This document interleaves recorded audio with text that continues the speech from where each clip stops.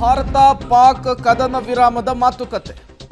ಮಧ್ಯಾಹ್ನ 12 ಗಂಟೆಗೆ ಎರಡು ದೇಶಗಳ ಡಿಜಿಎಂಗಳು ಮಹತ್ವದ ಸಭೆಯಲ್ಲಿ ಭಾಗಿಯಾಗ್ತಿದ್ದಾರೆ. ಸೇನಾ ಕಾರ್ಯಾಚರಣೆಗಳ ಮಹಾನಿರ್ದೇಶಕರ ಮಧ್ಯೆ ಮಹತ್ವದ ಚರ್ಚೆ ಆಗುತ್ತೆ. ಕದನ ವಿರಾಮ ಮರುಜಾರಿ, ಗಡಿಯಲ್ಲಿ ಉದ್ವಿಗ್ನತೆ ತಗ್ಗಿಸುವ ಬಗ್ಗೆ ಚರ್ಚೆ, ಕದನಕ್ಕಷ್ಟೇ ವಿರಾಮ ಅಂತ ಹೇಳಿ ಮೋದಿ ಹೇಳಿದ್ದಾರೆ. ಇದು ರಾಜತಾಂತ್ರಿಕ ನಿರ್ಧಾರಗಳ ಬಗ್ಗೆ ಇವತ್ತು ಒಂದು ಮಹತ್ವದ ಚರ್ಚೆ ಆಗುವಂತಹ ಸಾಧ್ಯತೆ ಇದೆ. ರಾಜತಾಂತ್ರಿಕತೆಯ ವಿಚಾರಕ್ಕೆ ಡಿಜಿಎಂಒಗಳ ಬಗ್ಗೆ ಚರ್ಚೆಯ ಸಾಧ್ಯತೆ ಗೊತ್ತಿಲ್ಲ, ಅದು ಹೇಗಾಗುತ್ತೆ ಅಂತ ಹೇಳಿ.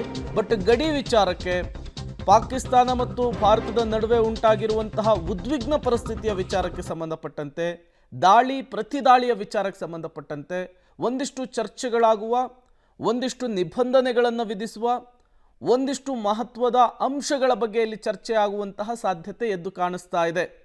ಯಾವಾಗ ಪಾಪಿ ಪಾಕಿಸ್ತಾನದ ವಿರುದ್ಧ ಭಾರತ ದೊಡ್ಡ ಮಟ್ಟದಲ್ಲಿ ಅಟ್ಯಾಕನ್ನು ಮಾಡಿತು, ಆ ಕ್ಷಣಕ್ಕೆ ಪಾಕಿಸ್ತಾನ ಹೋಗಿ ಅಮೆರಿಕಾದ ಕಾಲು ಹಿಡಿದಿತ್ತು.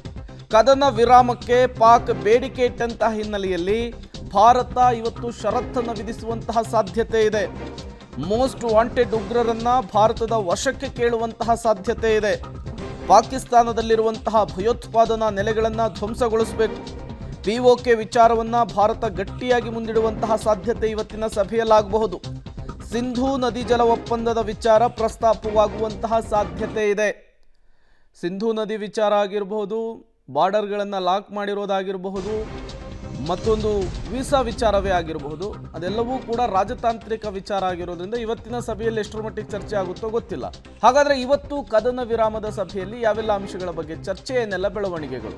ಇವತ್ತು ಮಧ್ಯಾಹ್ನ 12 ಗಂಟೆಗೆ ಎರಡು ದೇಶಗಳ ಡಿಜಿಎಂಒಗಳು ಅಂದರೆ ಸೇನಾ ಕಾರ್ಯಾಚರಣೆಯ ಮಹಾನಿರ್ದೇಶಕರ ನಡುವೆ ಚರ್ಚೆ ಆಗುತ್ತೆ.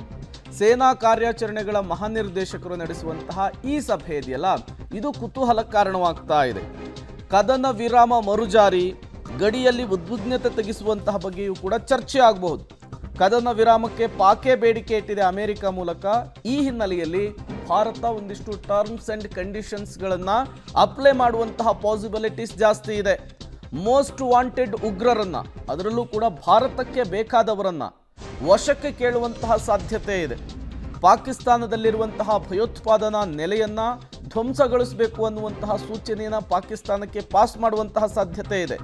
POK ವಿಚಾರವನ್ನು ಅಂದರೆ ಪಾಕ್ ಆಕ್ರಮಿತ ಕಾಶ್ಮೀರವನ್ನು ಭಾರತದ ಗಡಿಯಾಗಿ, ಭಾರತ ಗಟ್ಟಿಯಾಗಿ ಅದನ್ನು ಮುಂದಿಡುವಂತಹ ಸಾಧ್ಯತೆ ಕೂಡ ಇದೆ.